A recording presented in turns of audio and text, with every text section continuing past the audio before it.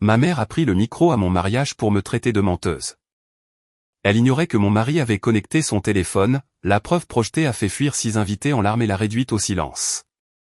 On s'attend à ce qu'un mariage soit un sanctuaire de bénédiction, mais ma mère a traité le mien comme une exécution publique devant 200 invités.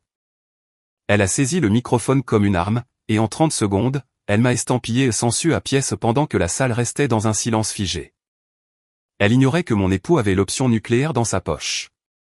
Lorsque l'écran de son téléphone a illuminé la pièce, 6 personnes se sont enfuies en pleurant, voyant enfin le monstre qu'elle était réellement. Je m'appelle Léa Dubois, et pendant 32 ans, je me suis entraîné à exister en arrière-plan. Je ne suis pas la fille qui réclame les feux de la rampe, et je ne suis certainement pas la femme qui rêve d'un mariage de conte de fées où l'univers tourne autour d'elle pendant 24 heures. Je suis pragmatique. Je suis une survivante. Je paie mes factures à temps. Je garde la tête baissée et je résous les problèmes avant qu'ils ne deviennent des catastrophes.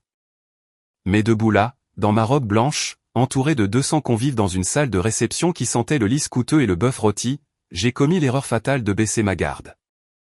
Je pensais vraiment avoir franchi la ligne d'arrivée. La réception battait son plein. Le cliquetis des couverts contre la porcelaine s'était installé dans un rythme confortable, et le faible bourdonnement des conversations semblait chaleureux et sûr. J'ai regardé mon mari, Marc Fournier. Il avait 35 ans, beau de cette manière calme et stable qui n'a pas besoin de crier pour attirer l'attention. Il desserrait sa cravate d'une fraction, souriant à quelque chose que son meilleur ami lui chuchotait. Pour la première fois de ma vie, j'ai ressenti une profonde sensation de paix. La guerre était finie. J'avais échappé à la maison où j'avais grandi. J'avais bâti une carrière et j'avais trouvé un homme qui aimait la vraie version de moi, pas la caricature déformée que ma mère peignait depuis des décennies. Puis le DJ a baissé la musique. J'ai senti la température de la salle chuter avant même de l'avoir vue. Ma mère, Monique Bernard, se tenait près de la table d'honneur. Elle portait une robe juste un peu trop proche du blanc, chatoyant sous les lustres en cristal, elle tenait le microphone avec une poigne qui blanchissait ses jointures, mais son visage était composé d'un masque de bravoure tragique. Je voulais juste dire quelques mots pour ma fille, a-t-elle dit. Sa voix tremblait à la perfection. C'était un ton que je connaissais mieux que mon propre battement de cœur. C'était le ton qu'elle utilisait juste avant de détruire quelque chose que j'aimais. Marc a tendu la main sous la table, son pouce caressant mon poignet. Il savait. Il savait tout sur elle. Ou du moins, il en savait assez pour la détester. Mais même Marc n'aurait pas pu prédire ce qu'elle était sur le point de faire. Monique a souri, mais cela n'atteignait pas ses yeux. Elle a regardé la foule, mes amis, mes collègues et la famille déconcertée de Marc. Tout le monde vous dit qu'un mariage est un commencement, a dit Monique, sa voix se renforçant. Mais en tant que mère, je me dois d'un devoir moral de dire la vérité, même si ça fait mal, surtout si ça fait mal. La salle est devenue d'un silence de mort. Un serveur s'est arrêté à mi-chemin du service du vin. J'aime Léa, a poursuivi Monique, marchant légèrement comme un avocat dans un prétoire. Je l'aime assez pour l'empêcher de faire une erreur basée sur des mensonges. Vous voyez, Marc est un homme bon, un homme qui réussit, et je ne peux pas rester assise ici et le regarder se faire piéger par une femme qui a passé toute sa vie à tromper les gens qui lui sont les plus proches. Mon souffle s'est coupé dans ma gorge. J'ai eu l'impression d'avoir reçu un coup dans le plexus solaire. Je voulais me lever, crier, la plaquer, mais mon corps était figé sur ma chaise. C'était la vieille paralysie, le conditionnement d'une enfance passée à apprendre que riposter ne faisait qu'aggraver la punition. Monique s'est tournée pour regarder directement Marc, son expression passant à une pitié condescendante. Elle n'est pas celle que vous croyez. Marc, a-t-elle dit, sa voix tombant à un murmure complice que le microphone amplifiait dans tous les coins de la salle. Elle a des dettes cachées. Elle a un historique d'instabilité que nous avons essayé si fort de gérer en famille. Elle vous a piégé parce qu'elle a besoin de quelqu'un pour payer le désordre qu'elle a fait de sa vie.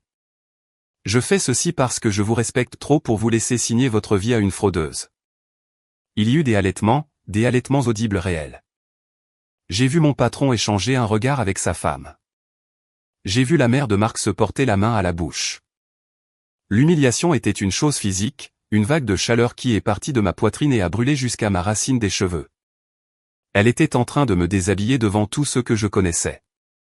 Elle réécrivait mon histoire en temps réel, faisant de moi la méchante de ma propre histoire d'amour. J'ai regardé Monique, la suppliant silencieusement de s'arrêter, mais elle ne me regardait pas. Elle rayonnait. C'était son moment.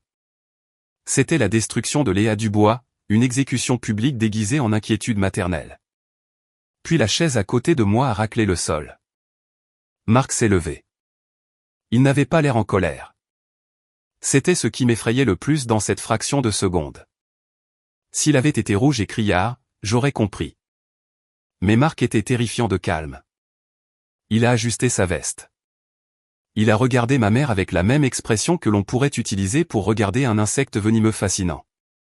Il s'est dirigé vers la scène.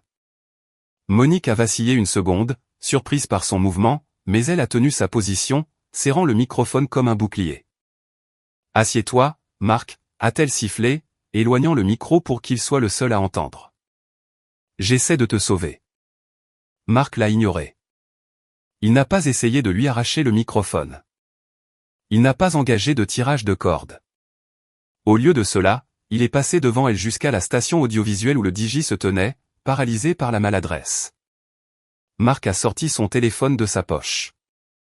C'était un appareil noir et élégant qu'il traitait avec la révérence d'un artefact religieux. Il l'a branché sur le câble HDMI principal qui contrôlait l'immense écran de projection derrière la table d'honneur.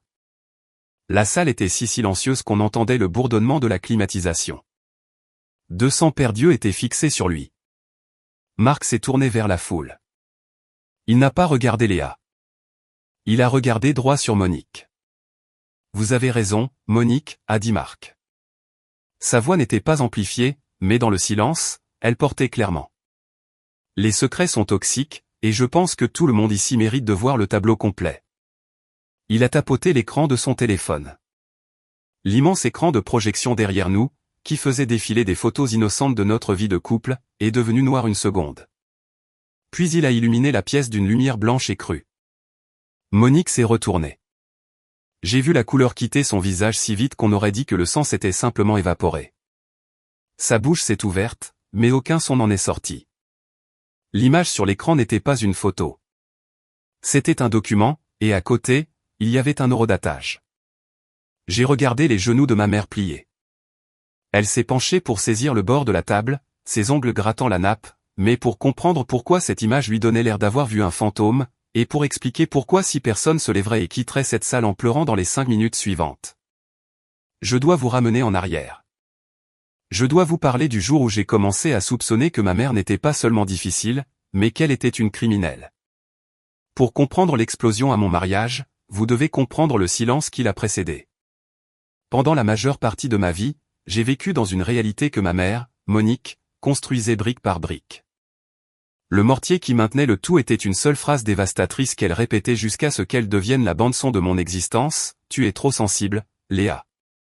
Tu exagères toujours. » En grandissant, je n'étais jamais juste une enfant qui perdait un jouet ou se écorchait un genou. J'étais celle qui faisait du drame. J'étais celle qui était difficile. Si je pleurais parce que mes sentiments étaient blessés, Monique soupirait avec l'épuisement d'une sainte accablée par une pécheresse et disait à quiconque pouvait entendre qu'elle traversait une phase. Elle était la mère patiente et longtemps souffrante, polissant son auréole dans l'allée de l'épicerie pendant que j'étais là, le visage rouge et confuse, me demandant pourquoi ma tristesse était traitée comme une performance. La déconnexion entre qui était ma mère en public et qui elle était dans notre cuisine était si nette qu'elle pouvait couper le verre. Pour les voisins, le groupe de l'église et l'association des parents d'élèves, Monique était une force de la nature bienveillante. Elle cuisinait des gratins pour les amis malades. Elle se souvenait des anniversaires. Elle était la femme que tout le monde appelait quand elle avait besoin de conseils. Mais au moment où la porte d'entrée se refermait et que le verrou coulissait, la chaleur s'évaporait. Ses yeux, si plissés de rire à l'extérieur, se aplatissaient en disques durs et ascessants. Elle critiquait ma posture, mes notes, ou mes amis avec une précision chirurgicale qui ne laissait pas de bleu, mais brisait complètement ma confiance. Elle avait besoin d'un contraste pour que son récit fonctionne. Alors, elle en a créé un. Mes cousines étaient toujours les talons or. Elles étaient décrites comme reconnaissantes et bien élevées. Elles ne posaient pas de questions. Elles ne répondaient pas. Si je demandais pourquoi je ne pouvais pas partir en voyage scolaire alors qu'il y avait clairement de l'argent pour ces nouveaux rideaux, j'étais qualifié d'ingrate. On me comparait à ma cousine Sophie, qui apparemment ne demandait jamais rien et était heureuse avec les quelques restes d'affection qu'elle recevait. J'ai vite appris qu'être sage, c'était être silencieuse. Être aimée, c'était être commode. Cette dynamique s'est répercutée sur l'argent, qui était toujours une chose brumeuse et informe dans notre maison. C'était un brouillard dans lequel il ne m'était pas permis de marcher. Je me souviens vivement de mon 10e anniversaire. Ma grand-mère avait envoyé une carte avec un billet de 50 € à l'intérieur. Pour une enfant de 10 ans, 50 €, c'était une fortune, un ticket pour la liberté sous forme de bande dessinée et de bonbons. Je l'ai montré à Monique, rayonnante. Elle a souri, a pris le billet de ma main et l'a glissé dans sa poche. « Je vais le mettre sur ton compte d'épargne », a-t-elle dit. « C'est pour tes études. Tu me remercieras plus tard. » Quand je lui en ai parlé une semaine plus tard, elle m'a regardé avec une confusion sincère. « Quoi ? 50 €? Tu dois imaginer des choses, Léa. Grand-mère a envoyé un chèque et je l'ai déjà déposé. Arrête d'inventer des histoires. » J'ai ressenti un œuf froid dans mon estomac. Je savais avoir tenu le billet de papier froissé. Je savais avoir vu le visage d'Ulysse S. Grant. Mais la conviction dans sa voix était si absolue que j'ai commencé à réécrire ma propre mémoire. Peut-être que j'avais tort. Peut-être que j'en avais rêvé. C'était son plus grand tour. Elle ne volait pas seulement mon argent. Elle volait ma confiance en mon propre esprit. En grandissant, les enjeux sont devenus plus élevés. À 16 ans, j'ai passé un été étouffant à travailler dans un glacier local. Mes bras étaient constamment collants de sirop et mes pieds me faisaient mal après 8 heures de travail. J'étais fier de cet argent. J'avais des projets pour lui. Mais comme j'étais mineur, mon compte bancaire était une garde partagée, chaque fois que j'allais vérifier mon solde, les chiffres ne correspondaient pas. 20 € par-ci, 40 € par-là. Des montants assez petits pour que vous pensiez avoir mal calculé, mais assez constants pour vous vider lentement. Quand j'ai finalement trouvé le courage d'en parler, la cuisine est devenue un théâtre. Monique n'est pas devenue fâchée. Ce aurait été trop facile. Au lieu de cela, elle s'est effondrée. Elle s'est assise à la table de la cuisine, la tête dans les mains, et a pleuré. Après tout ce que je fais pour toi, sanglota-t-elle, ses épaules tremblantes. Je me tue au travail. Je gère toutes les factures, le prêt immobilier, les courses, et c'est ainsi que tu me remercies ? M'accuser de vol. J'ai déplacé de l'argent pour couvrir ton assurance. Léa, as-tu idée de combien tu coûtes ? La culpabilité fut immédiate et écrasante. J'étais un monstre. Voici ma mère se sacrifiant pour moi. Et moi, je comptais les centimes comme un avare. J'ai présenté mes excuses avec profusion. Je l'ai serré dans mes bras. J'ai promis de ne plus jamais en parler. Et à cet instant, elle a gagné. Elle m'avait entraîné parfaitement. Poser des questions causait de la douleur, alors j'ai arrêté de poser. J'ai cédé mon autonomie en échange de la paix. J'ai traîné cette impuissance apprise dans ma vingtaine. Je supposais que j'étais nul en argent parce que Monique me le disait. Je supposais que j'étais désorganisé parce que Monique disait que j'étais chaotique. Je la laissais gérer les papiers parce que je croyais être trop incompétente pour comprendre les petits caractères. Mais la fissure dans l'armure est apparue il y a 3 ans. Un mardi après-midi humide, j'étais retourné dans ma maison d'enfance pour récupérer de vieux manteaux d'hiver oubliés dans le grenier. Monique était sortie déjeuner, tenant le haut du pavé avec ses admirateurs. J'étais seul dans la maison, une rareté. Sur le comptoir de la cuisine, sous une pile de catalogues et de dépliants, il y avait une enveloppe. Elle avait déjà été ouverte. Elle provenait d'une société de cartes de crédit que je ne reconnaissais pas. Le logo était inconnu, bleu vif et agressif. Mais à travers la fenêtre en plastique de l'enveloppe, j'ai vu mon nom, Léa Dubois. J'ai froncé les sourcils. Je n'avais pas de carte de crédit chez cette banque. J'utilisais à peine des cartes de crédit. Terrifié par la dette parce que Monique m'avait toujours dit que la dette détruit les familles, j'ai sorti la lettre. C'était un relevé. Le solde était de près de 4 000 €. Mon cœur martelait contre mes côtes. J'ai ressenti une vague de nausée. J'avais dû être piraté. Quelqu'un avait dû voler mon identité. Mon premier réflexe a été d'appeler Monique. Elle saurait quoi faire. Elle arrangerait ça. Mais ensuite, mes yeux ont dérivé vers le champ d'adresse sur le relevé. Ce n'était pas l'adresse de mon appartement. C'était cette maison. La maison de ma mère. Pendant un instant, le monde a basculé sur son axe. Pourquoi un voleur utiliserait-il l'adresse de ma mère? Cela n'avait aucun sens. À moins que le voleur ait une clé. À moins que le voleur vive ici. J'ai entendu la porte du garage gronder. La panique, vive et électrique, m'a traversé. J'ai repoussé la lettre dans l'enveloppe et je l'ai enfouie profondément dans la pile de courrier, exactement là où je l'avais trouvée. Quand Monique est entrée dans la cuisine 5 minutes plus tard, portant des sacs d'épicerie et fredonnant une mélodie joyeuse, j'étais debout près de l'évier, buvant un verre d'eau. Mes mains tremblaient si fort que j'ai dû utiliser les deux pour tenir le verre. « Salut, chérie », a-t-elle gazouillé, m'embrassant la joue. « Tu as l'air pâle. Est-ce que tu manges assez? Tu sais que tu deviens anémié quand tu ne prends pas soin de toi. » Je l'ai regardé, vraiment regardé. J'ai vu le sourire facile, l'inquiétude pratiquée, l'absence totale de culpabilité. Et pour la première fois, la voix dans ma tête qui disait « Tu imagines des choses, sais-tu » Je n'imaginais pas la lettre. Je n'imaginais pas le solde. Je suis parti 10 minutes plus tard, prétextant un mal de tête. Je me suis assise dans ma voiture au coin de la rue, serrant le volant jusqu'à ce que mes jointures deviennent blanches. Je me suis dit que je réagissais de manière excessive. Peut-être qu'elle l'avait ouvert pour améliorer mon score de crédit. Peut-être que c'était une erreur. J'ai essayé de rationaliser cela parce que l'alternative était trop horrible à contempler. L'alternative signifiait que la personne censée me protéger du monde était en fait celle qui me livrait au loup. J'ai conduit chez moi dans un brouillard. L'image de ce logo bleu était gravée dans mes rétines. Je pensais avoir juste une relation difficile avec ma mère. Je pensais que nous avions juste des conflits de personnalité. En réalité, c'était un système. C'était une architecture de contrôle calculée, vieille de plusieurs décennies. Et je commençais à peine à voir les plans. J'ai rencontré Marc il y a 2 ans dans le cadre le moins romantique imaginable. C'était un mardi soir au sous-sol d'un centre communautaire où nous faisions tous les deux du bénévolat pour un programme d'alphabétisation locale. Il n'y a pas eu d'entrée au ralenti, pas de vent dans mes cheveux, et certainement pas d'étincelle instantanée que Hollywood essaie de vous vendre. J'étais fatigué après un quart de travail de 10 heures, portant un cardigan taché et essayant de réparer une photocopieuse bloquée. Marc était le gars qui s'est approché, a doucement pris le bac à papier de mes mains et a réparé la machine en moins de 30 secondes sans dire un mot.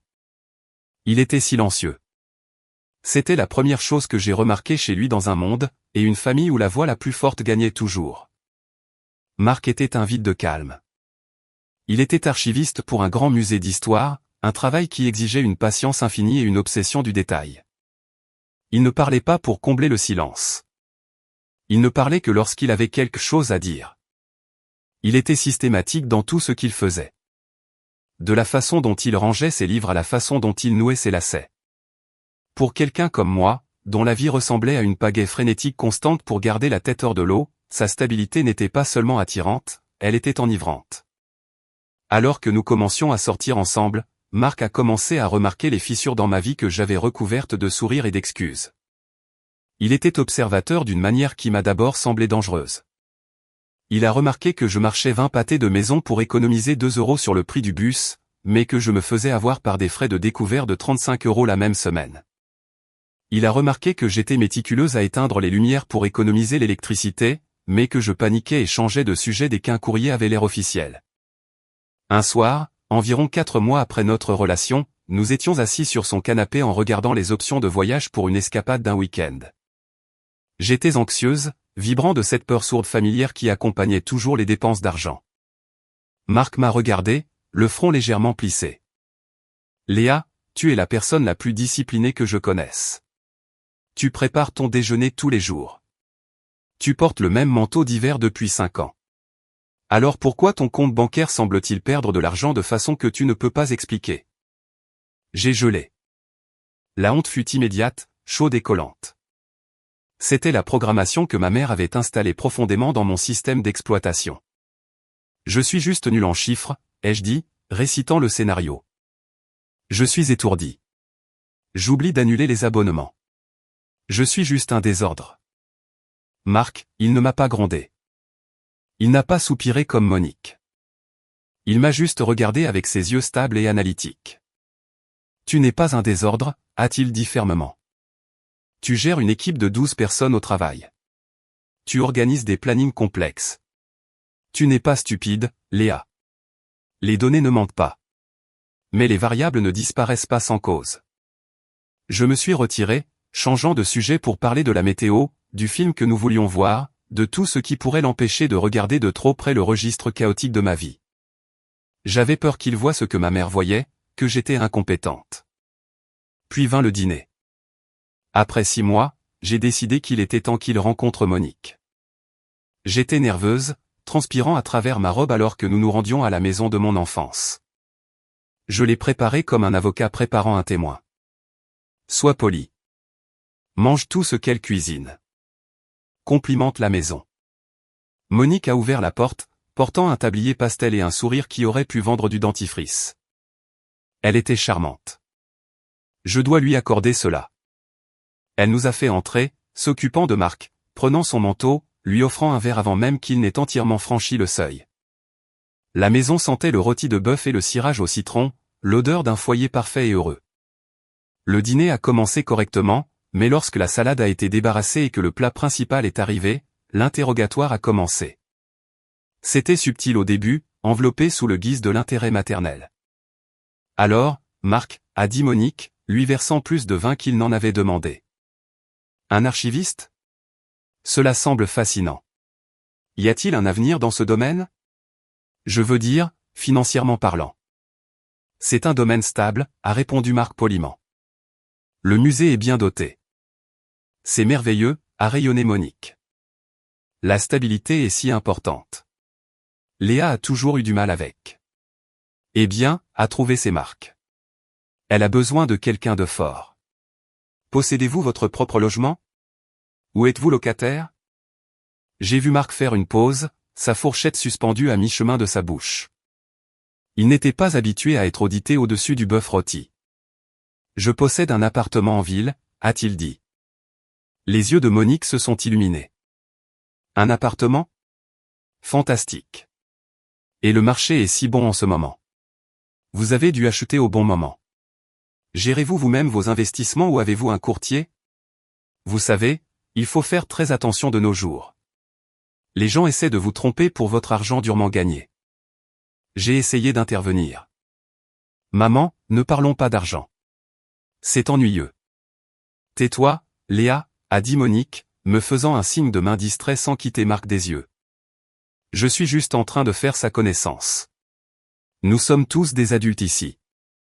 Alors, Marc, gardez-vous vos finances séparées de celles de votre famille, ou croyez-vous au bien commun? Marc a posé sa fourchette.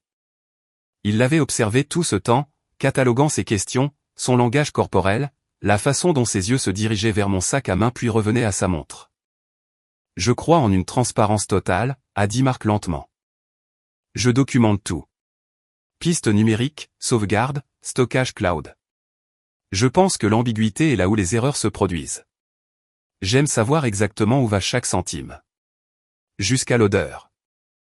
Pendant une fraction de seconde, le masque a glissé. Monique a tressailli. C'était minuscule. Une micro-expression qui a disparu aussi vite qu'elle est apparue, mais je l'ai vue. Elle avait l'air d'avoir mordu dans un citron. Le concept d'une piste papier numérique semblait la repousser physiquement. Eh bien, cela semble un peu obsessionnel, a-t-elle ri, mais la chaleur avait disparu de sa voix. Vous ne voulez pas être un avare, Marc. L'argent est fait pour être apprécié, pas thésaurisé dans une feuille de calcul. Le reste du dîner était tendu, du moins pour moi. Monique est passée à des histoires sur mon enfance, se concentrant exclusivement sur des moments où j'avais échoué, cassé quelque chose, ou lui avait coûté de l'argent. Elle a raconté l'histoire de la façon dont j'avais perdu mon appareil dentaire en 4e année 3 fois. Elle riait, mais le message pour Marc était clair, elle est un passif. Je suis la victime. Quand nous sommes finalement partis, Monique m'a accompagné à la voiture pendant que Marc attendait au volant. Elle m'a attrapé le bras, sa prise ferme et urgente. Il n'est pas le bon pour toi, a-t-elle murmuré, sa voix basse et venimeuse. Quoi, ai-je demandé, surprise. Maman, il est merveilleux. Il est contrôlant, Léa, a-t-elle sifflé. As-tu entendu comment il parlait d'argent, documentant tout, surveillant chaque centime? Il va contrôler ta vie. Il comptera les courses que tu achètes. Il est dangereux. Tu as besoin de quelqu'un de généreux, pas de quelqu'un qui agit comme un comptable légiste. Romps avant de te faire piéger. J'ai retiré mon bras. Secoué, je suis monté dans la voiture et suis resté silencieuse pendant que nous nous éloignions de la maison. Je me sentais mal. Peut-être avait-elle raison. Peut-être que j'étais aveugle. Marc a conduit pendant 10 minutes sans parler. Les lampadaires clignotaient sur son visage, projetant de longues ombres. Il semblait pensif, pas en colère. Ma mère pense que tu es contrôlant, ai-je lâché, incapable de le retenir. Elle pense que tu vas me piéger. Marc a signalé et a tourné sur l'autoroute. Il n'a pas ri. Il n'est pas devenu sur la défensive. Il a juste tapoté ses doigts sur le volant, traitant les données qu'il venait de collecter. Elle m'a demandé ma valeur nette 5 fois en 2 heures, a dit Marc calmement. Elle a demandé mon score de crédit. Elle a demandé si j'avais accès à tes comptes. Et quand j'ai mentionné que je conservais des dossiers détaillés, elle a eu l'air que je l'avais menacée avec une arme. Je l'ai regardée, confuse. Que veux-tu dire? Marc m'a regardé et son expression était empreinte d'une profonde clarté douloureuse. Les gens honnêtes aiment les pistes papier, Léa, parce que cela prouve qu'ils ont raison. Les gens malhonnêtes les détestent. Il a ramené ses yeux sur la route. Je ne sais pas de quoi ta mère a peur, a-t-il dit, sa voix baissant d'une octave. Mais je peux vous dire ceci avec une certitude à 100%, cette femme est terrifiée. Ma mère n'a pas attendu que la poussière retombe après ce dîner désastreux. En fait, elle n'a même pas attendu que le moteur de la voiture de Marc refroidisse dans notre allée. Dès le lendemain matin, la campagne avait commencé. Monique ne se contentait pas de commérer. Elle construisait une forteresse de mensonges pour se protéger. Et elle utilisait les briques de mon caractère pour le faire. Les appels téléphoniques ont commencé à arriver de parents avec qui je n'avais pas parlé depuis des mois. Ils n'appelaient pas pour prendre des nouvelles. Ils appelaient pour vérifier mon état mental. Ma tante Linda, une femme qui n'appelait habituellement que pour les fêtes, m'a appelé un mardi matin pendant que j'étais au travail. Sa voix dégoulinait de ce genre particulier de pitié qui ressemble plus à une insulte. Ta mère me dit que tu traverses une période difficile, Léa, a dit Linda. Elle dit que tu prends des décisions hâtives. Nous sommes tous très inquiets pour cet homme que tu vois. Monique dit qu'il t'isole de la famille. J'ai senti le sang me monter au visage. J'ai essayé d'expliquer. Je lui ai dit que Marc était merveilleux, qu'il était gentil, et que maman était juste trop protectrice. Mais Linda m'a coupé avec un soupir qui ressemblait exactement à celui de ma mère. Ma chérie, Monique te connaît mieux que quiconque, a dit Linda. Elle a sacrifié toute sa vie pour toi. Si elle dit qu'il y a quelque chose qui ne va pas, il y a généralement une raison. Tu as toujours été un peu instable dans tes choix. Écoute-la, juste. J'ai raccroché, sentant les murs se refermer. C'était le génie de Monique. Elle ne me mentait pas seulement.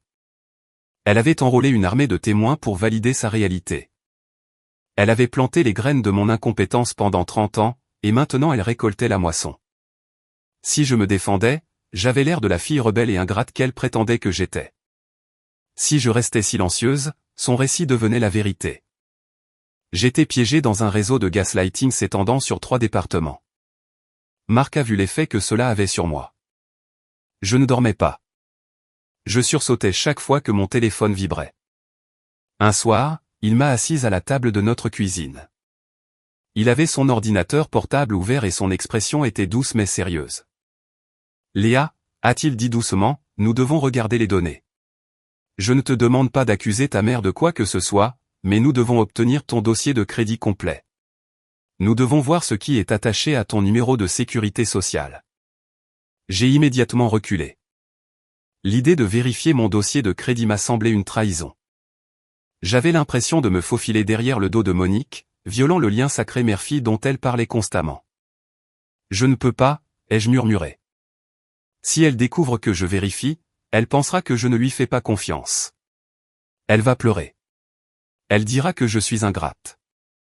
Marc a tendu la main par-dessus la table et a pris la mienne. Sa poigne était chaude et rassurante. Elle n'a pas besoin de le savoir, a-t-il dit. Mais tu as besoin de le savoir. J'aurais peut-être continué à refuser, paralysé par la culpabilité qu'elle avait installée en moi.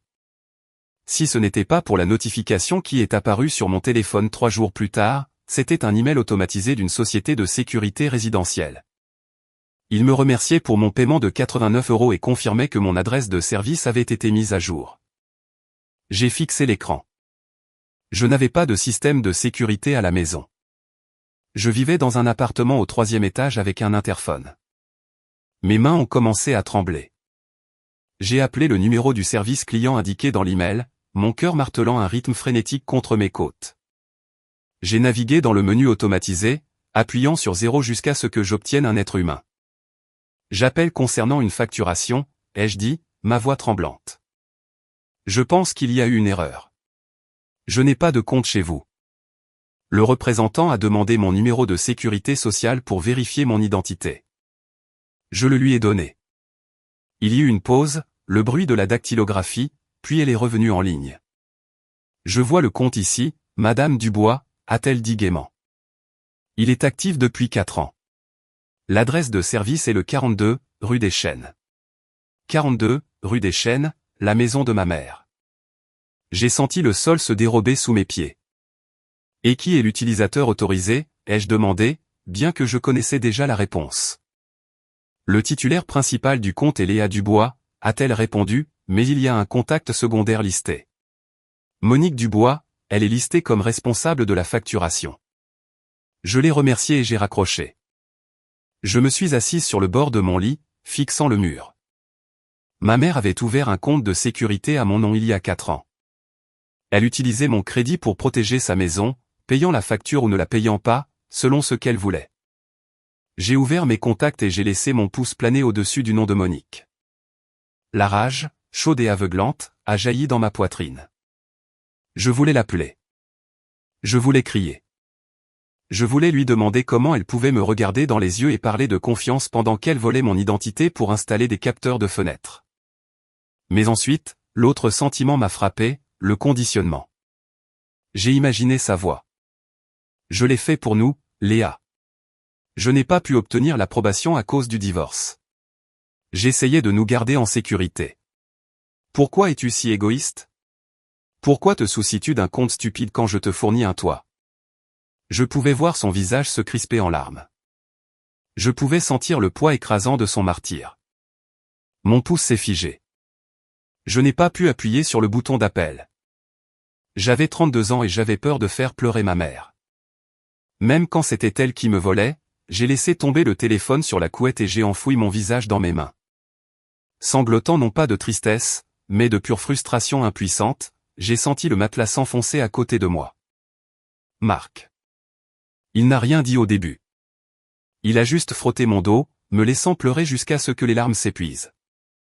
Elle a utilisé mon nom, ai-je réussi à articuler. Pour le système d'alarme. Elle le fait depuis 4 ans. Marc n'a pas eu l'air surpris. Il n'a pas eu l'air en colère. Il avait l'air d'un homme qui venait de confirmer une hypothèse.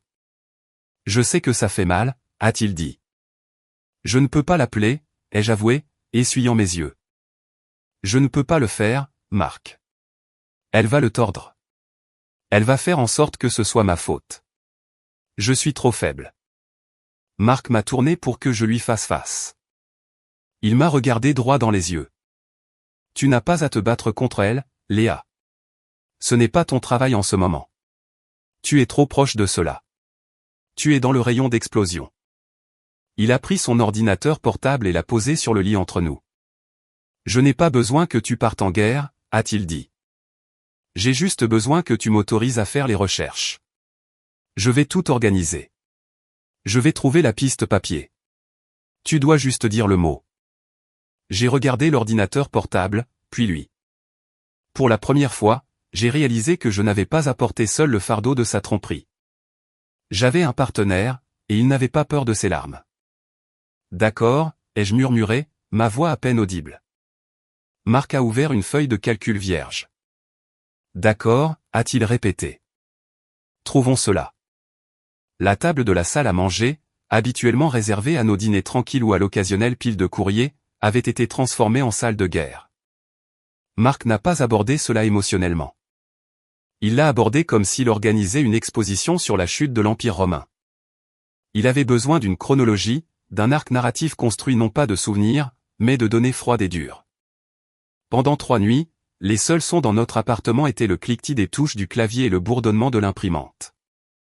Marc a construit une chronologie maîtresse qui couvrait les 12 dernières années de ma vie. Il a tracé chaque événement majeur, ma remise de diplôme du lycée, mon admission à l'université, mon premier stage, mon premier emploi à temps plein. Ensuite, il a superposé une deuxième couche de données, demande de crédit, retrait bancaire et ouverture de compte. La représentation visuelle était nauséeuse. Cela ressemblait à une infection parasitaire. Chaque fois que j'avais atteint une étape d'indépendance, une hémorragie financière apparaissait pour me tirer vers le bas. Quand j'ai eu mon premier salaire en tant que jeune rédactrice, une carte de crédit a été ouverte à mon nom. 3 semaines plus tard, lorsque j'ai reçu un petit bonus à Noël, le solde d'un compte de service public dont j'ignorais l'existence a été maximisé. Ce n'était pas une malchance aléatoire. C'était un cycle prédateur rythmique. Marc a pointé un groupe d'activités datant d'il y a 7 ans. « Regarde ça », a-t-il dit, son doigt planant au-dessus d'une date fin octobre. « C'est quand ta grand-mère est décédée, n'est-ce pas ?» J'ai hoché la tête, une boule se formant dans ma gorge. Je me souvenais de ce moment, le deuil, les arrangements funéraires, et les sanglots inconsolables de ma mère. Elle avait été si bouleversée qu'elle pouvait à peine se tenir debout. Selon les registres publics et le dépôt de la succession, a dit Marc, sa voix dépourvue de jugement, mais lourde d'implication, il y a eu un versement d'une police d'assurance vie. Pas une fortune, mais significatif. Environ 15 000 euros. J'ai secoué la tête. Non, c'est faux. Maman m'a dit que grand-mère est morte avec rien que des dettes. Elle a dit que l'assurance couvrait à peine le cercueil. Je me souviens avoir signé les papiers pour régler la succession parce que maman était trop émue pour tenir un stylo. Marc a arrêté de taper. Il a tourné sa chaise pour me faire face. « Tu as signé des papiers ?» a-t-il demandé. « Tu te souviens à quoi ils ressemblaient ?» J'ai fermé les yeux, essayant de me transporter dans cet après-midi gris sur le parking du salon funéraire. C'était précipité, je m'en souvenais. Nous étions sur le point de partir. Maman m'a tendu un presse-papier sur le capot de sa voiture.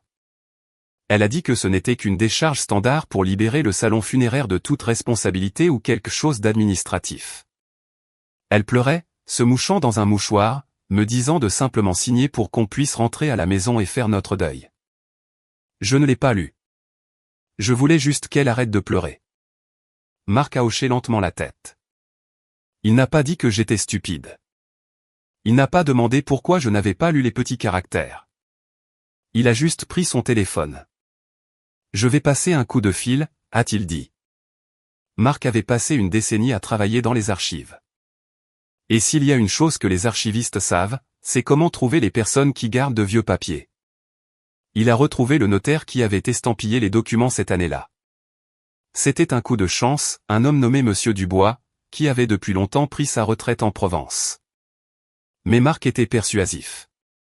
Il a expliqué que nous rectifions une erreur administrative pour un projet d'histoire familiale. Il était charmant, professionnel et persistant. 2 jours plus tard, un email a retenti sur l'ordinateur portable de Marc. C'était un PDF numérisé. Marc l'a ouvert, puis a ouvert une deuxième fenêtre sur son écran où il avait récupéré le document que ma mère avait déposé auprès du comté, celui qu'elle prétendait que j'avais signé. « Viens ici », a dit Marc. Je me suis approché de la table et j'ai regardé l'écran. À gauche se trouvait le document que ma mère avait déposé. C'était une renonciation à tout droit sur le paiement de l'assurance, canalisant effectivement l'argent vers le plus proche parent. Monique Dubois, ma signature y était. L'EAD, exactement comme je m'en souvenais. À droite se trouvait le document que Monsieur Dubois nous avait envoyé de ses archives personnelles. La copie carbone de ce qui avait réellement été notarié ce jour-là. Ce n'étaient pas les mêmes documents.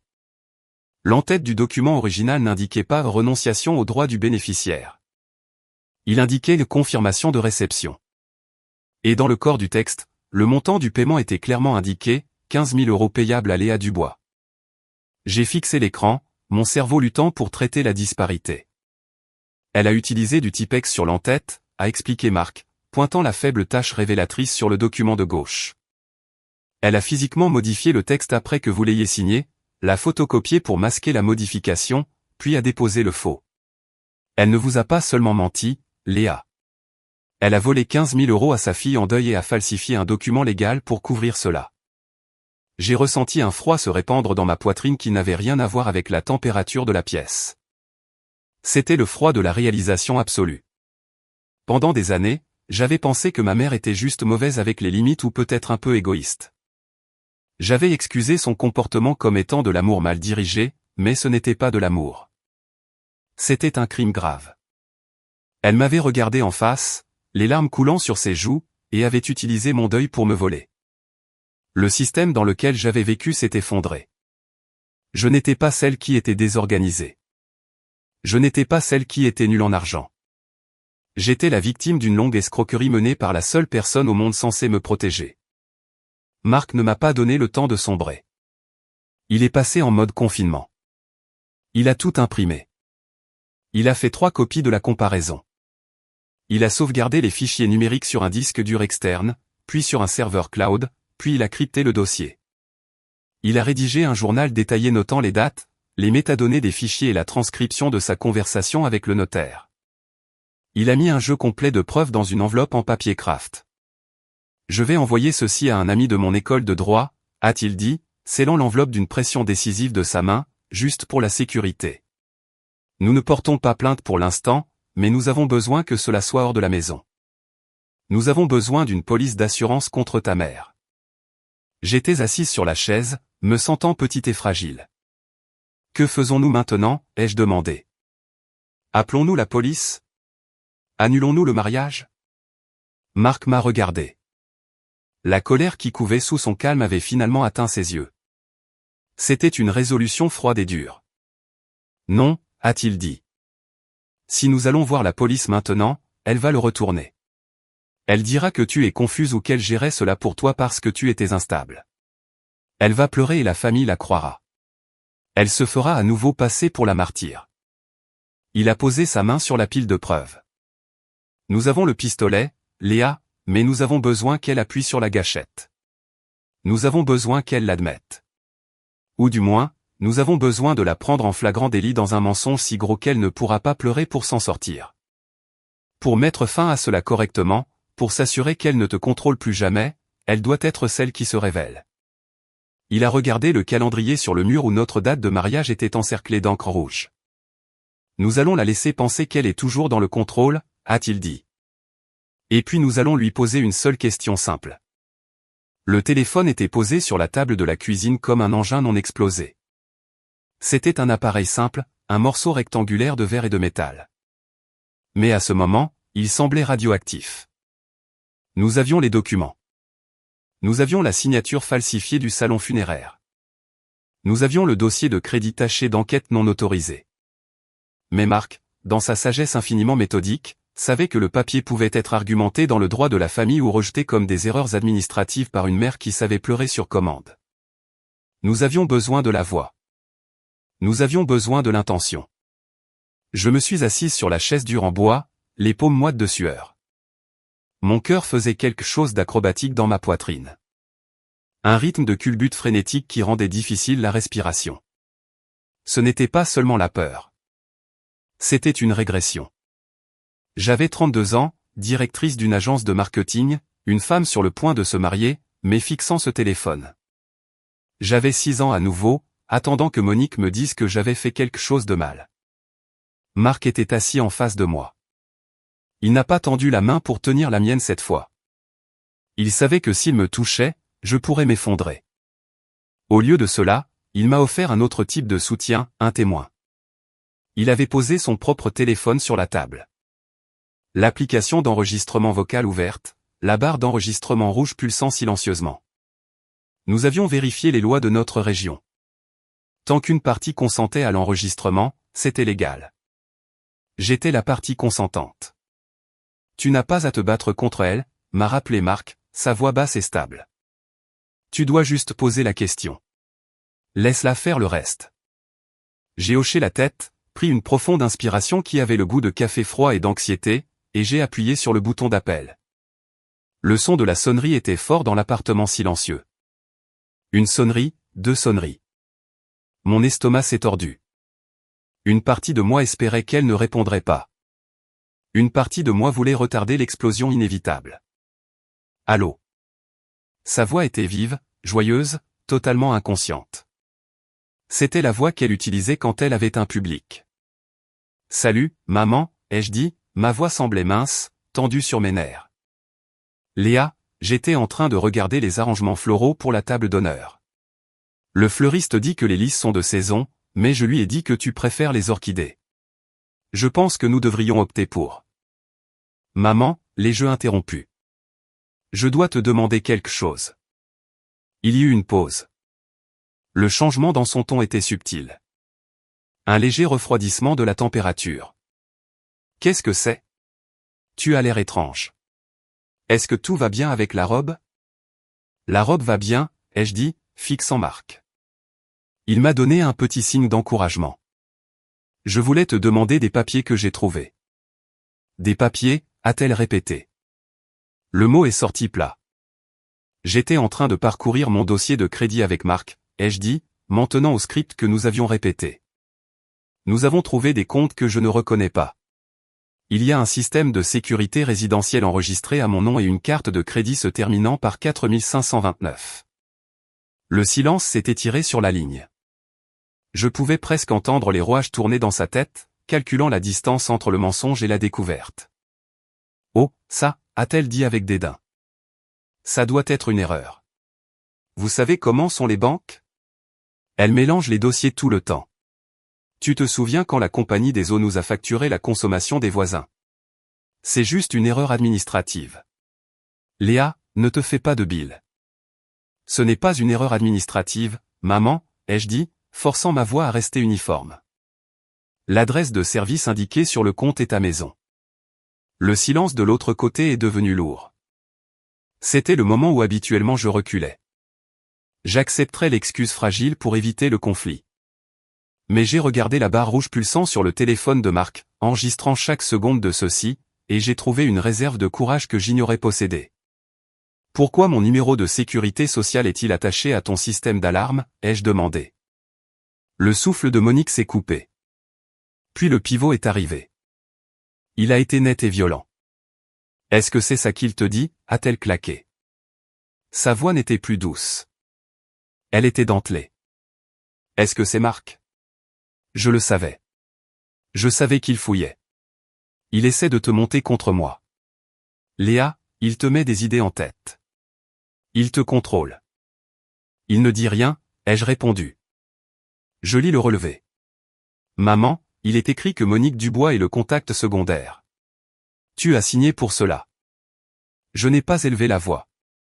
C'était la clé. Marc m'avait dit que la colère était son carburant. Ne lui donne pas. Monique a laissé échapper un sanglot.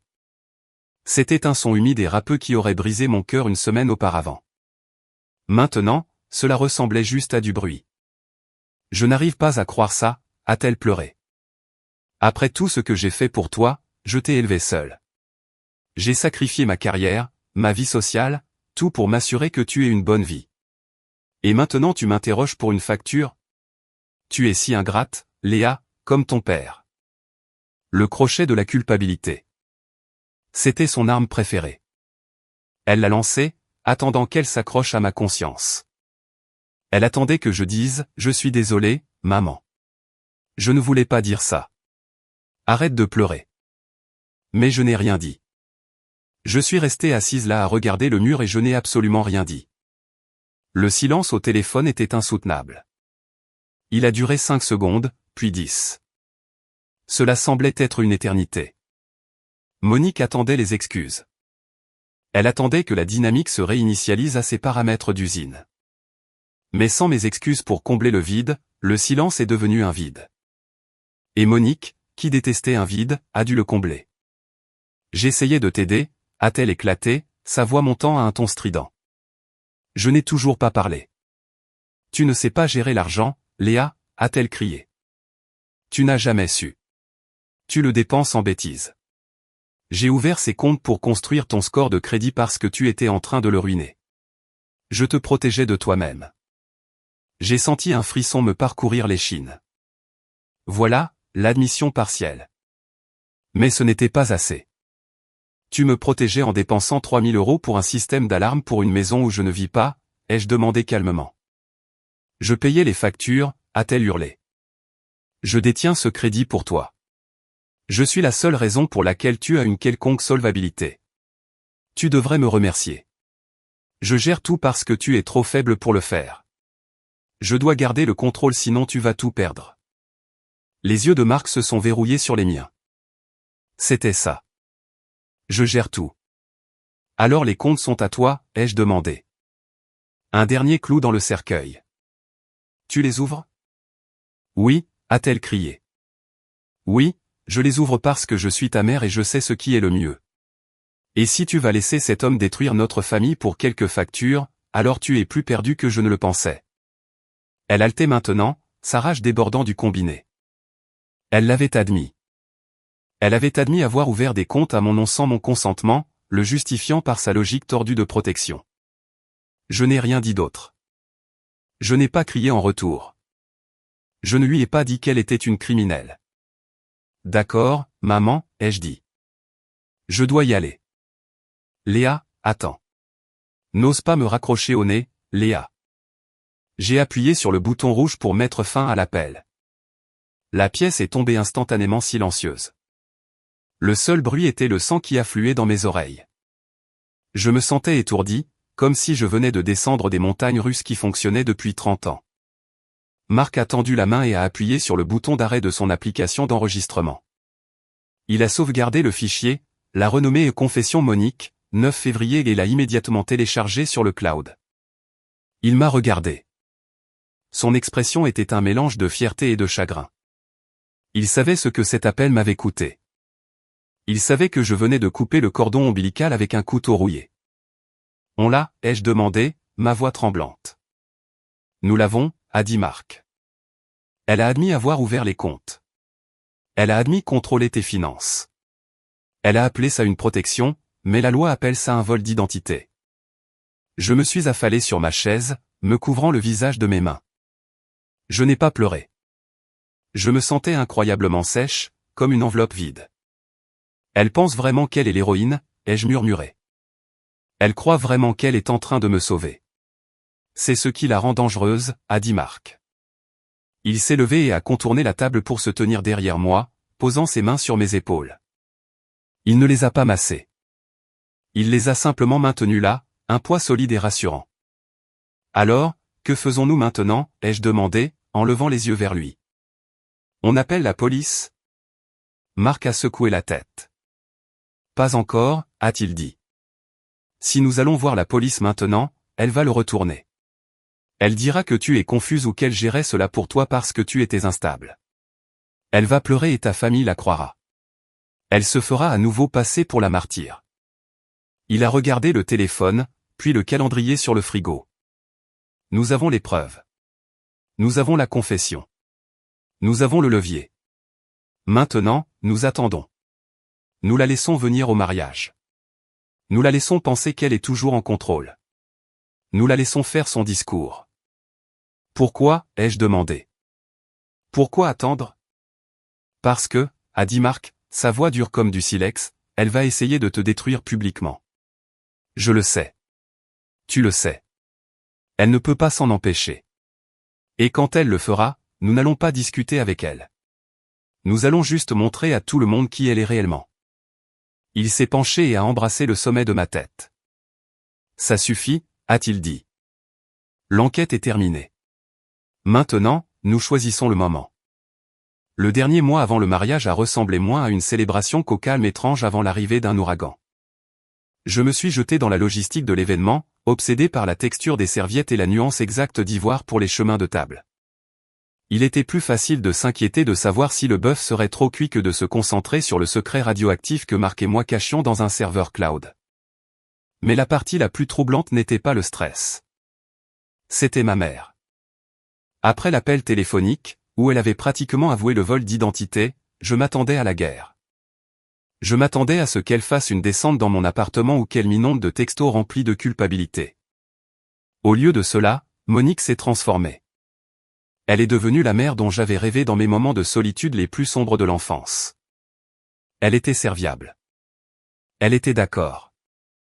Quand je lui ai montré le plan de table, ce qui aurait normalement déclenché une conférence de 3 heures sur la politique familiale, elle a simplement hoché la tête et a dit que cela semblait parfait. Elle s'est offerte pour récupérer les cadeaux. Elle a conduit 40 minutes jusqu'à la boulangerie pour confirmer le design du gâteau afin que je n'ai pas à quitter le travail plus tôt. C'était terrifiant. Je l'ai regardée de l'autre côté de la table au lieu du dîner de répétition, riant doucement à une blague que mon beau-père avait faite. Elle semblait radieuse, inoffensive et d'un amour total. Une partie perfide de mon cerveau a commencé à me murmurer, peut-être que j'avais tort. Peut-être que l'appel téléphonique n'était qu'un moment de panique. Peut-être qu'elle m'aime vraiment et qu'elle était juste mal avisée. La petite fille en moi, celle qui voulait juste que sa maman soit fière, était désespérée de laisser tomber son épée et de courir dans ses bras. Puis est venue la demande.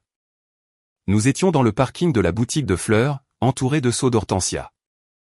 Monique a tendu la main et a glissé une mèche de cheveux derrière mon oreille, sa touche s'attardant une seconde de trop. « Léa » a-t-elle dit, sa voix douce et tremblante d'émotion. « Je sais que nous avons une différence. Je sais que j'ai été dur avec toi, mais je veux que tu saches à quel point je suis fier. » J'ai gelé, mon souffle coupé dans ma gorge. J'aimerais beaucoup dire quelques mots à la réception, a-t-elle continué, les yeux brillants de larmes. Juste un toast, une bénédiction maternelle pour sa fille. S'il te plaît, Léa, laisse-moi faire ça pour toi. Je l'ai regardé. J'ai vu les larmes dans ses yeux. J'ai vu la vulnérabilité. Et contre chaque instinct de préservation de soi que j'avais développé au cours du dernier mois, j'ai hoché la tête. D'accord, maman, ai-je dit. Tu peux parler. Merci, a-t-elle murmuré, serrant ma main. Tu ne le regretteras pas. J'ai conduit chez moi avec un mélange de soulagement et de nausée. J'ai parlé à Marc de la demande ce soir-là alors que nous finissions de faire les dernières boîtes de décoration. Il n'a pas semblé soulagé. Il a arrêté de scotcher une boîte et m'a regardé avec une platitude qui m'a glacé. Elle prépare quelque chose, a-t-il dit. Marc, elle pleurait, ai-je argumenté, sentant l'ancien réflexe défensif s'activer. Elle semblait sincère. Peut-être qu'elle veut juste faire la paix. Marc s'est approché du placard et a sorti son sac d'ordinateur portable. Il n'a pas discuté avec moi. Il savait que j'avais besoin de croire au fantasme d'une bonne mère jusqu'à la toute dernière seconde. J'espère que tu as raison, a-t-il dit. Mais nous allons être préparés. Il s'est assis sur le canapé et a ouvert son ordinateur portable. Il m'a montré un dossier sur son bureau intitulé simplement La Vérité.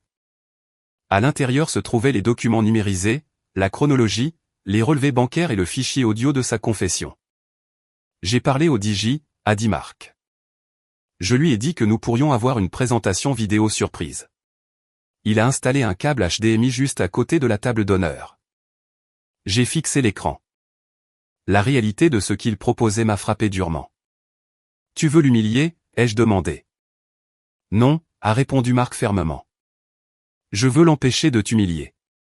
Si elle monte là-bas et fait un toast charmant et sincère, alors cet ordinateur portable reste dans le sac. Nous n'en reparlerons jamais.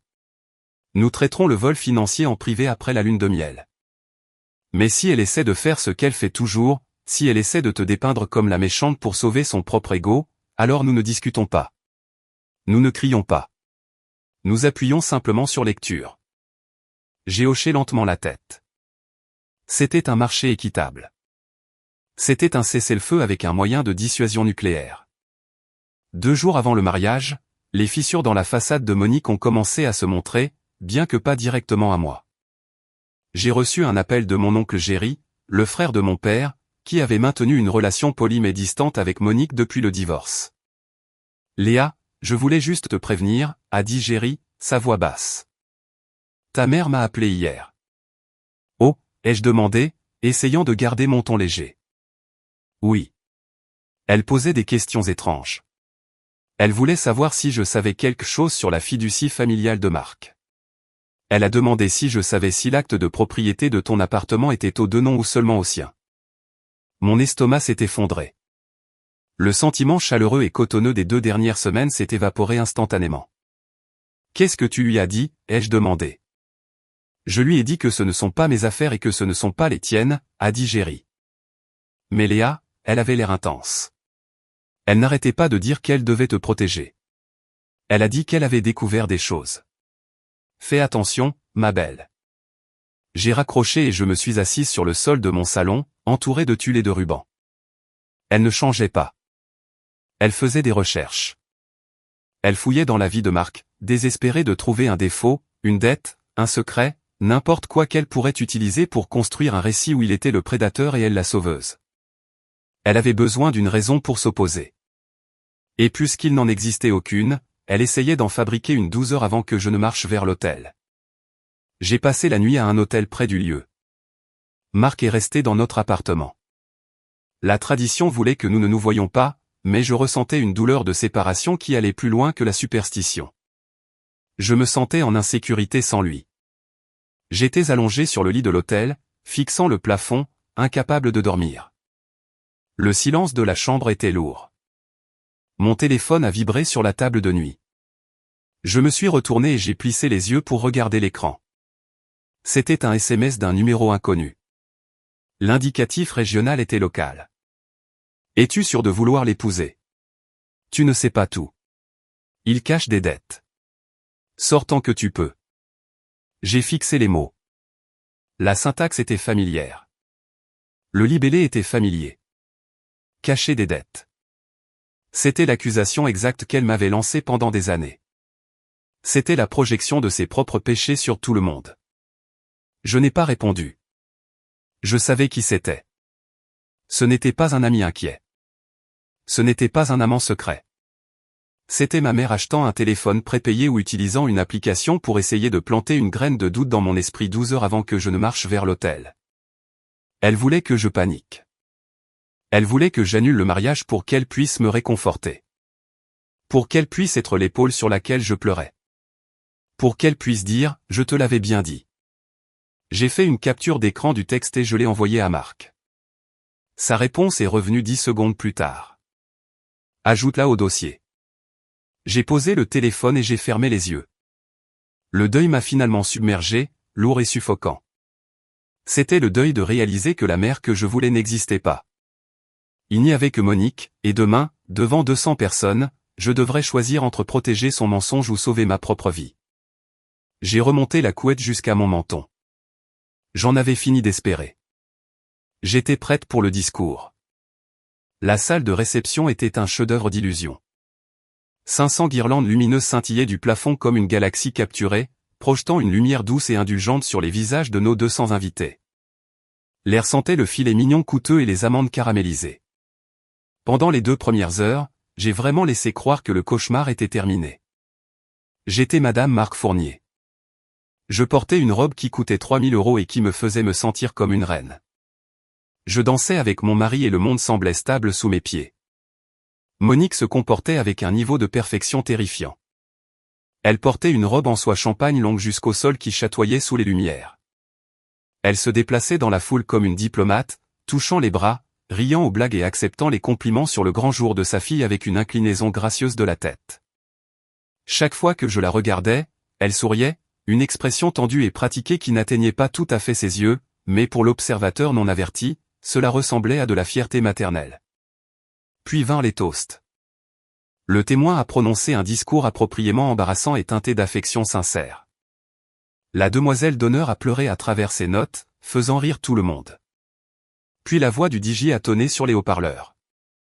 Et maintenant, quelques mots spéciaux de la mère de la mariée, Monique Dubois. Mon estomac est tombé à travers le sol. J'ai regardé Marc. Il ne regardait pas la scène. Il regardait son téléphone, qui reposait à l'envers sur la nappe à côté de son verre de vin. Sa main planait près de lui, sans le toucher, mais prête. Monique s'est approchée du micro avec la grâce d'un cygne. Elle a ajusté la hauteur, a attendu que les applaudissements s'éteignent, et a regardé directement dans mes yeux. Léa est magnifique ce soir, a commencé Monique, sa voix chaude et riche. Des applaudissements ont retenti dans la salle. Je me souviens quand elle était petite fille, a continué Monique. Elle avait toujours une imagination si vive. Elle racontait des histoires si élaborées, si détaillées qu'on avait presque envie de les croire. Elle était toujours créative avec la vérité. La salle a ri poliment. Cela ressemblait à une plaisanterie douce, mais j'ai senti les poils se hérisser à l'arrière de mon cou. Le pivot arrivait. Mais en tant que mère, la voix de Monique a baissé d'une octave, devenant sérieuse, lourde d'inquiétude. Il vient un temps où il faut arrêter de protéger ses enfants de leurs propres fantasmes et commencer à protéger les gens qu'ils pourraient blesser. La salle est devenue silencieuse. Le rire s'est instantanément éteint. Je regarde Marc, a-t-elle dit, tournant son corps vers le côté des invités du marié. Un homme bon, un homme travailleur, un homme qui a bâti une vie sur l'intégrité, et je ne peux pas, en bonne conscience, le laisser entrer dans ce mariage sans savoir exactement qui il épouse. Le silence était maintenant absolu. Un serveur a laissé tomber une fourchette au fond de la salle, et cela a sonné comme un coup de feu.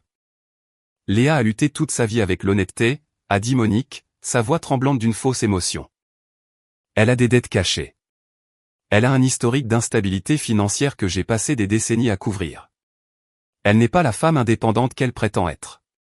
Elle est un piège. Marc, j'ai senti le sang quitter mon visage. Je ne pouvais pas respirer. Je ne pouvais pas bouger. Cela arrivait. Elle faisait exactement ce qu'elle avait fait dans notre cuisine. Exactement ce qu'elle avait fait au téléphone. Mais cette fois, elle le faisait devant mon patron, mon colocataire d'université et les parents conservateurs de Marc. Elle vous a piégé, Marc, a dit Monique, essuyant une larme de sa joue. J'aime ma fille, mais j'aime la vérité davantage. Elle cache des milliers d'euros de dettes qu'elle s'attend à ce que vous assumiez. Elle vous a menti sur son passé. Elle vous a menti sur qui elle est vraiment. Et si vous signez cette licence de mariage, vous abandonnez votre avenir. Elle a balayé la foule, les paumes tournées vers le haut dans cet affichage impuissant de martyr. Je suis désolé de gâcher la fête, a-t-elle sangloté. Mais quelqu'un devait le sauver. La salle s'est figée. La mère de Marc avait l'air malade de choc. Une main plaquée sur sa bouche. Mon cousin fixait ses assiettes. La honte est devenue quelque chose avec du poids, quelque chose qui appuyait sur mes côtes et me volait l'air de mes poumons. Je voulais disparaître. Je voulais que les lumières s'atténuent et que le moment passe sans moi. J'étais la petite fille qui avait volé l'argent. J'étais la menteuse. J'étais le fardeau. Puis la main de Marc s'est refermée sur la mienne. Ce n'était pas une pression apaisante. C'était une indication. Il s'est levé. Il n'avait pas l'air en colère. Il n'avait pas l'air embarrassé. Il avait l'air d'être sur le point de délivrer une conférence calme sur les techniques de préservation des archives. Il a boutonné sa veste de costume d'une main et a pris son téléphone de l'autre. Il s'est dirigé vers la scène. Monique l'a vu venir, ses yeux s'écarquillant légèrement. Elle s'attendait à ce qu'il crie. Elle s'attendait à ce qu'il me défende pour qu'elle puisse parler par-dessus lui. Elle s'attendait à un combat. Elle ne s'attendait pas à ce qu'il passe juste devant elle. Marc est allé directement à la table audiovisuelle. Le DJ l'a regardé avec des yeux écarquillés et paniqués, mais Marc a simplement tendu la main et a pris le câble HDMI qui reposait sur la console. Il l'a branché sur son téléphone. Le grand écran de projection derrière la table d'honneur, qui affichait un diaporama de nos photos de fiançailles, a clignoté en noir. Marc s'est tourné pour faire face à la salle. Il n'a pas utilisé de microphone.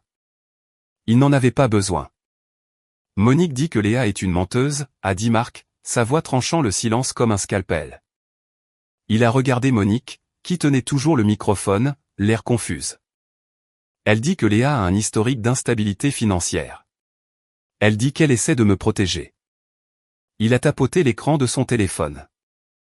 Un document est apparu sur l'immense écran derrière lui. Il faisait 3 mètres de haut. Je pense donc qu'il est juste que nous regardions les preuves, a dit Marc. L'image à l'écran était la comparaison côte à côte du document du salon funéraire. À gauche se trouvait le faux que ma mère avait déposé, celui où elle prétendait que j'avais renoncé à mes droits sur l'assurance de ma grand-mère. À droite se trouvait le document original notarié que Marc avait récupéré de Monsieur Dubois montrant le paiement de 15 000 € qui était censé aller à moi. Les dates étaient surlignées en jaune vif. Les signatures étaient agrandies. Qu'est-ce que c'est? A chuchoté Monique dans le microphone, sa voix amplifiée et tremblante. Ceci, a dit Marc, pointant l'écran. Est le paiement d'assurance de la grand-mère de Léa? Celui dont vous avez dit à Léa qu'il n'existait pas? Celui pour lequel vous avez falsifié sa signature pour voler? Un halètement a parcouru la salle. C'était une inspiration collective de 200 personnes réalisant simultanément qu'elles étaient témoins d'une scène de crime. Marc a balayé son doigt sur le téléphone. L'image a changé. Maintenant, un tableur est apparu. Il montrait une liste de comptes de cartes de crédit et le système de sécurité résidentielle enregistré à mon nom avec l'adresse de service indiquée comme étant la maison de Monique. Et ceci, a continué Marc, sa voix dénuée de pitié. Sont les comptes que vous avez ouverts au nom de Léa? Ceux que vous avez utilisés pour ruiner son score de crédit afin qu'elle reste dépendante de vous, ceux que vous venez de lui reprocher de cacher? Le visage de Monique est devenu de la couleur de la cendre. Elle a reculé, heurtant le pied du microphone. Le feedback a couiné, un hurlement aigu qui correspondait à la panique dans ses yeux. C'est faux, a-t-elle crié, pointant un doigt tremblant vers l'écran. Il invente. C'est du Photoshop. On peut tout faire avec les ordinateurs maintenant. Il essaie de me piéger. Elle s'est tournée vers sa sœur, ma tante Linda, la suppliant les yeux sauvages. Linda, tu me connais. Tu sais que je ne volerai jamais ma propre fille.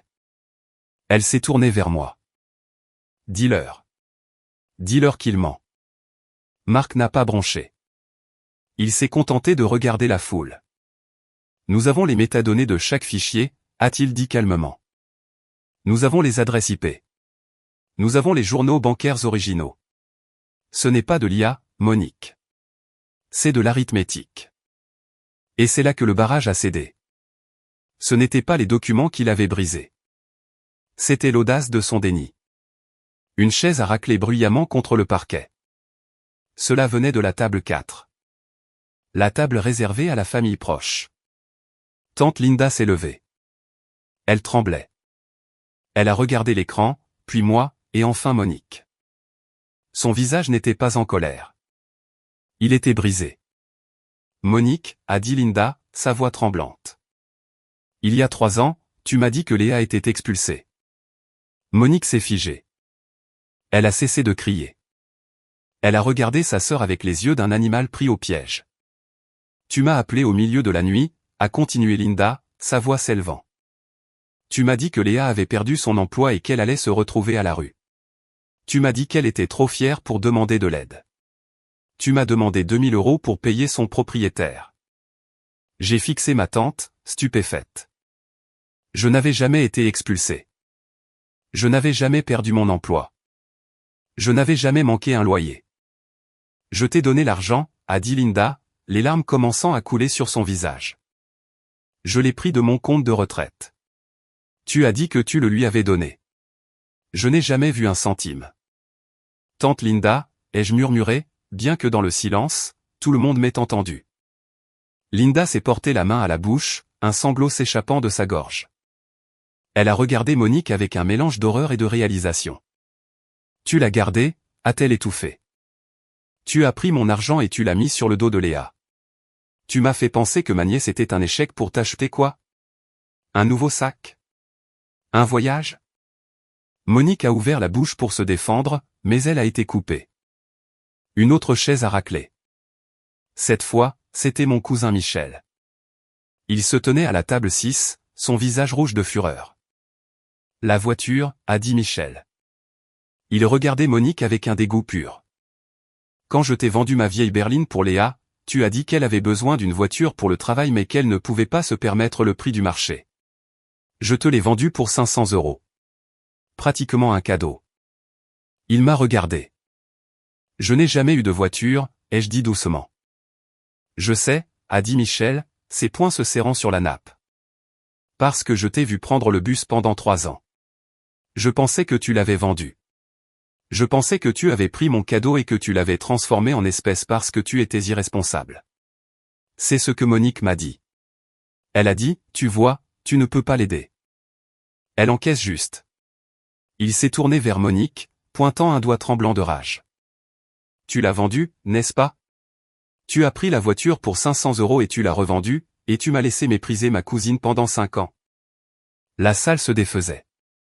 L'illusion de la mère sainte se dissolvait, révélant le réseau complexe de mensonges qu'elle avait tissé pour se nourrir et diviser les autres. C'était un effet domino de traumatisme. Une femme du groupe de l'église s'est levée. Elle pleurait. Le fonds de réhabilitation, a-t-elle murmuré. Monique, tu as collecté des dons. Tu as dit que Léa avait des problèmes de toxicomanie. Ma mâchoire est tombée. Je n'avais jamais touché à une drogue de ma vie. Je buvais à peine du vin. Nous t'avons donné 1200 €, a dit la femme, serrant son sac à main contre sa poitrine. Nous avons prié pour elle. Nous avons prié pour son âme. Et tu déjeunais simplement avec notre argent. Le bruit des pleurs a commencé à remplir la salle. Ce n'étaient pas les larmes heureuses d'un mariage. C'était le son d'un cœur brisé collectif. Ces gens n'avaient pas seulement été trompés de leur argent. Ils avaient été manipulés pour me plaindre, me juger et s'inquiéter pour moi. Tout en finançant le style de vie de Monique. Marc se tenait près du projecteur. Silencieux maintenant, il n'avait plus besoin de dire un mot. Les données avaient fait leur travail. La vérité était contagieuse. Monique a regardé autour de la salle, sa tête se balançant d'un côté à l'autre. Elle a vu les visages de ses amis, de sa famille, de ses voisins. Elle a vu le dégoût. Elle a vu la pitié. Et pour la première fois de sa vie, elle a vu que son récit n'avait aucun pouvoir. Elle m'a regardé. Léa, a-t-elle plaidé. Sa voix était un murmure brisé. Dis-leur. Dis-leur que je t'aime. Dis-leur que je l'ai fait pour nous. J'ai regardé la femme qui m'avait donné la vie. J'ai regardé la femme qui avait volé l'héritage de ma grand-mère, qui avait ruiné mon crédit, qui avait retourné ma famille contre moi, qui s'était tenue sur cette scène il y a 5 minutes pour essayer de détruire mon mariage. Et je n'ai rien ressenti. Je n'ai pas ressenti de haine. Je n'ai pas ressenti de colère. J'ai ressenti la distance creuse et profonde de regarder une étrangère. Je ne peux pas t'aider, a dit ma mère. La première personne à partir fut tante Linda. Elle ne supportait pas de regarder Monique. Elle a attrapé son sac, le visage enfoui dans un mouchoir, et est sortie par les doubles portes, sanglotant. Puis Michel a suivi, donnant un coup de pied dans une chaise sur son passage en s'enfuyant, incapable de contenir sa rage. Puis la femme du groupe de l'église. Puis un voisin qui a réalisé pourquoi ses bijoux avaient disparu il y a des années quand Monique avait une clé. Puis l'ancien partenaire commercial du père de mon père qui m'a regardé avec une expression de profonde excuse avant de tourner le dos à Monique. Une par une, 6 personnes se sont levées et ont quitté la réception. Elles n'étaient pas parties parce qu'elles s'ennuyaient. Elles sont parties parce que l'air de la salle était devenu irrespirable avec l'odeur de la trahison. Elles sont parties parce qu'elles ont réalisé que chaque gentillesse qu'elles avaient témoignée à Monique avait été utilisée comme arme contre sa propre fille. Monique se tenait seule sur la scène. Le microphone pendait inutilement dans sa main. L'écran du projecteur brillait toujours derrière elle, illuminant les reçus de sa tromperie.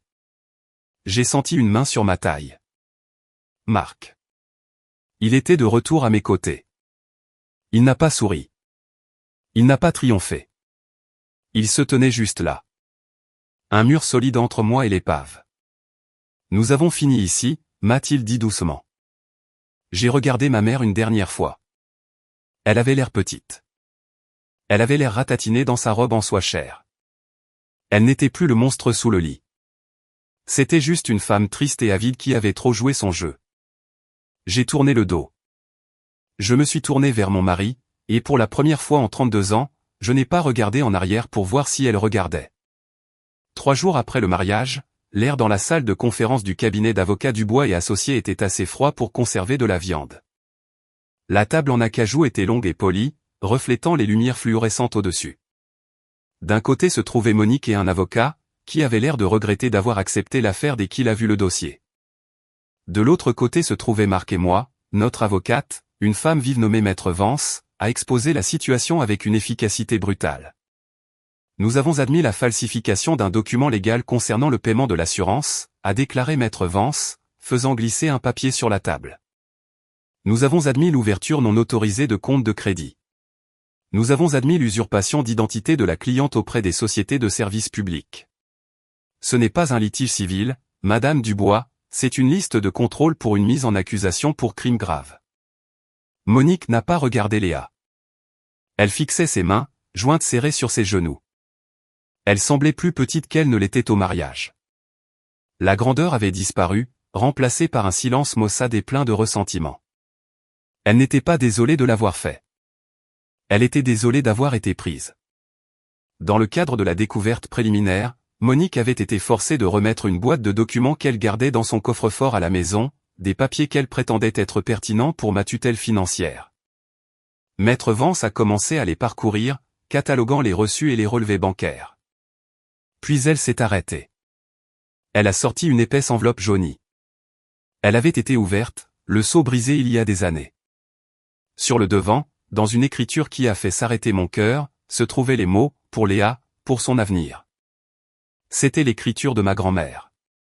Maître Vance me l'a tendue. Mes mains tremblaient en sortant la lettre à l'intérieur. Elle était datée de 2 semaines avant le décès de ma grand-mère. Ma très chère Léa, je te laisse ce chèque de 5 000 € directement. Je sais que ta mère s'inquiète pour l'argent, mais je sais aussi que tu es celle qui a la tête bien posée. Tu as économisé chaque centime de ton travail d'été. Tu es celle qui est responsable. Même si Monique ne le dit pas, utilise ceci pour commencer ta vie. Ne laisse personne te dire que tu ne peux pas y arriver.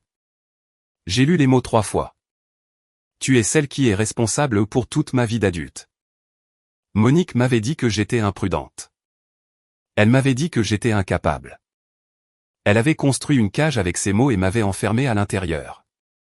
Et tout ce temps, elle avait caché la clé, cette lettre dans son coffre-fort. Elle avait volé l'argent. Oui, mais le vol de l'argent n'était rien comparé au vol de ma confiance. Elle avait intercepté un message de la tombe juste pour me faire croire que j'étais cassé. J'ai regardé Monique. Elle a vu la lettre dans ma main. Elle n'a pas tressailli. J'allais te la donner quand tu serais prête, a-t-elle marmonné. Tu étais trop jeune. Tu l'aurais dépensée en vêtements. Marc a émis un son dans sa gorge, un grondement de dégoût sourd. Nous avons fini de négocier, a dit Marc. Nous voulons le remboursement intégral de l'argent de l'assurance, que la dette de carte de crédit non autorisée soit effacée, et que l'argent de ce chèque soit ajusté pour l'inflation. L'avocat de Monique s'est penché pour lui chuchoter quelque chose. Monique a secoué la tête agressivement. Puis elle a fait quelque chose qui a rompu le dernier fil d'attachement que j'avais avec elle. Elle ne m'a pas regardé. Elle a regardé Marc. Elle s'est penchée par-dessus la table, ses yeux se plissant en un regard de négociation. Écoutez, Marc, a-t-elle dit, sa voix tombant à un murmure complice. Soyons raisonnables. Les avocats coûtent cher. Si vous abandonnez les poursuites pour fraude et l'ordonnance restrictive, je rembourserai la moitié, 50-50e. Nous gardons cela dans la famille. Léa n'a pas besoin de tout en ce moment. J'ai ressenti une étrange sensation dans ma poitrine. C'était la sensation d'un poids lourd qui disparaissait enfin. Elle essayait de conclure un accord avec mon mari pour me voler une dernière fois. Elle ne voyait pas une fille assise en face d'elle. Elle voyait une marque. Elle voyait un passif à gérer. Il n'y avait pas d'amour là-dedans. Il n'y avait que possession. J'ai tendu la main et j'ai posé ma main sur le bras de Marc pour le faire taire. Non, ai-je dit. Ma voix n'était pas forte, mais elle a rempli la pièce. Monique m'a regardé, surprise que j'ai parlé. Pas d'accord, ai-je dit. Vous rembourserez chaque centime. Vous signerez l'aveu de culpabilité afin que les bureaux de crédit puissent effacer mon nom. Et vous signerez une ordonnance de non-contact permanente si jamais vous vous approchez de ma maison, de mon travail ou de mon mari à nouveau. Nous déposerons les accusations criminelles immédiatement. Mais Léa, Monique a commencé à gémir, pivotant vers le rôle de victime. Je suis ta mère. Tu ne peux pas me couper de ta vie. Qui va t'aider? J'ai levé la lettre de ma grand-mère. Je n'ai pas besoin de ton aide, ai-je dit. Je n'en ai jamais eu besoin. La médiation a pris 1 heure de plus, mais le combat était terminé. Monique a signé les papiers. Elle a écrit le chèque avec son épargne retraite, ses mains tremblant de rage. Elle a signé l'ordonnance lui interdisant de nous contacter. Quand elle a quitté le bureau, elle n'a pas regardé en arrière. Elle est sortie seule. Une femme qui avait échangé sa famille contre le contrôle et qui n'avait fini par n'avoir ni l'un ni l'autre. Dans les semaines qui ont suivi, le silence de ma mère a été remplacé par un autre type de bruit. Mon téléphone a commencé à biper avec des messages des personnes qui avaient quitté la réception. Tante Linda m'a envoyé un long email. Elle s'est excusée d'avoir cru au mensonge sur l'expulsion. Elle m'a dit qu'elle avait coupé les ponts avec Monique et qu'elle voulait m'emmener déjeuner pour apprendre à connaître la nièce qu'elle avait manquée. Le cousin Michel a envoyé un texto, « Je suis désolé d'avoir été un idiot à propos de la voiture. J'aurais dû te demander directement. Tu es beaucoup plus coriace que je ne le pensais. » La femme du groupe de l'église a envoyé une carte avec un chèque à l'intérieur, retournant le don qu'elle avait fait à Monique, disant qu'elle voulait qu'il aille à la personne à qui il était réellement destiné. Un par un, les 6 personnes qui avaient quitté la salle en pleurant ont tendu la main pour réparer le pont que ma mère avait brûlé. Je n'ai pas ressenti de triomphe en lisant leur message. Je n'ai pas ressenti de vague de victoire. J'ai juste ressenti de la légèreté. C'était le soulagement de pouvoir enfin me tenir au soleil sans qu'une ombre ne plane au-dessus de moi. Lors de notre premier mois de mariage, Marc et moi avons finalement fini de défaire les cartons dans notre nouvelle maison. Les murs étaient frais et propres. Il nous restait une dernière boîte à vider. Marc en a sorti une photographie encadrée. Elle datait du mariage. Ce n'était pas le portrait posé de nous près de l'autel. C'était une photo prise sur le vif par le photographe pendant le discours. C'était le moment où l'écran s'était allumé avec la vérité. J'étais debout là, l'air terrifié, mais Marc me tenait la main. Son visage était fixé dans cette ligne protectrice calme, et sa poigne était visible même sur la photo. J'ai pris la photo de lui. Accrochons celle-ci, ai-je dit. Marc l'a regardée et a souri. Pas celle du baiser. Non, ai-je dit, enfonçant un clou dans le mur du couloir. Celle-ci est la vraie. C'est ça l'amour. J'ai accroché le cadre et j'ai pris du recul. Il est facile d'aimer quelqu'un quand tout est parfait, ai-je dit, reposant ma tête sur son épaule. Mais tu m'as aimé quand j'étais un désordre. Tu t'es tenu à mes côtés quand la vérité a explosé. Marc a passé son bras autour de ma taille et a embrassé ma tempe. Tu n'as jamais été un désordre, Léa, a-t-il dit.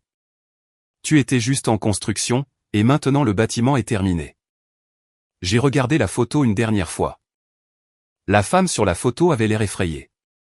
Oui, mais elle avait aussi l'air libre. Et pour la première fois en 32 ans, je savais exactement qui elle était.